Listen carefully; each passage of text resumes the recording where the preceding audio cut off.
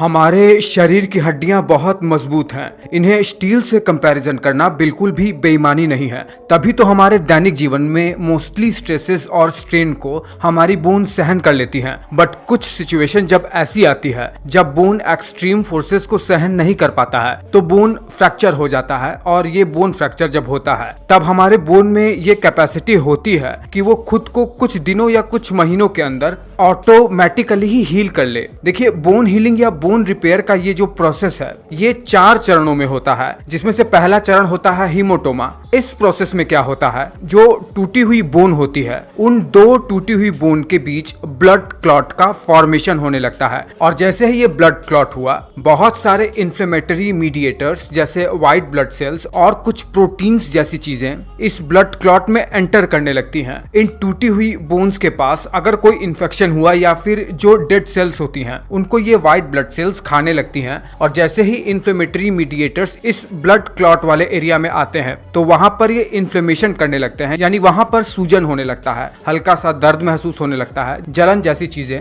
महसूस होने लगती है। बोन हीलिंग का दूसरा स्टेज होता है सॉफ्ट कैलस का फॉर्मेशन।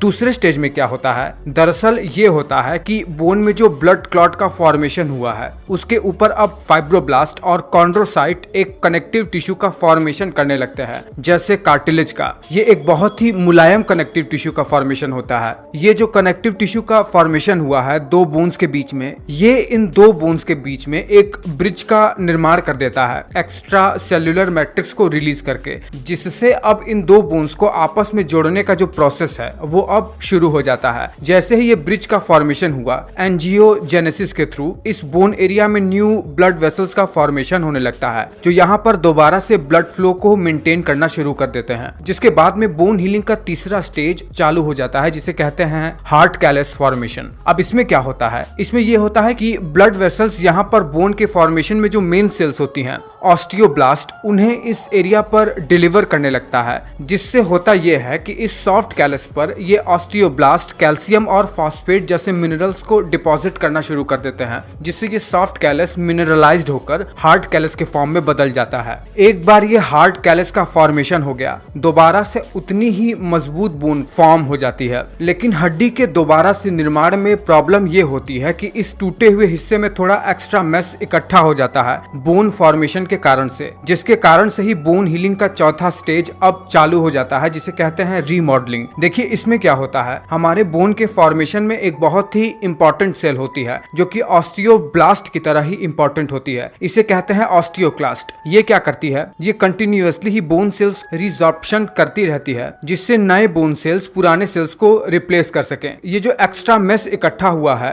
बोन हीलिंग के प्रोसेस में, इसे ये ऑस्टियोक्लास्ट रिजॉर्प्शन कर लेता है, जिससे दोबारा से बोन अपने पुराने वाले शेप में आ जाता है। बट एक स्कार का निशान हमेशा बना रहता है उस बोन पर जहां पर बोन फ्रैक्चर हुआ रहता है। फ्रैक्चर्स जैसे लॉन्ग बोन का फ्रैक्चर्स को हील करने के लिए सर्जरी के थ्रू रॉड भी इंसर्ट करवाना पड़ता है बोन हीलिंग को सपोर्ट करने के लिए। फिलहाल ये वीडियो आपको कैसा लगा मुझे नीचे कमेंट करके बताइए और अपनी प्रतिक्रिया देना मत भूलिएगा।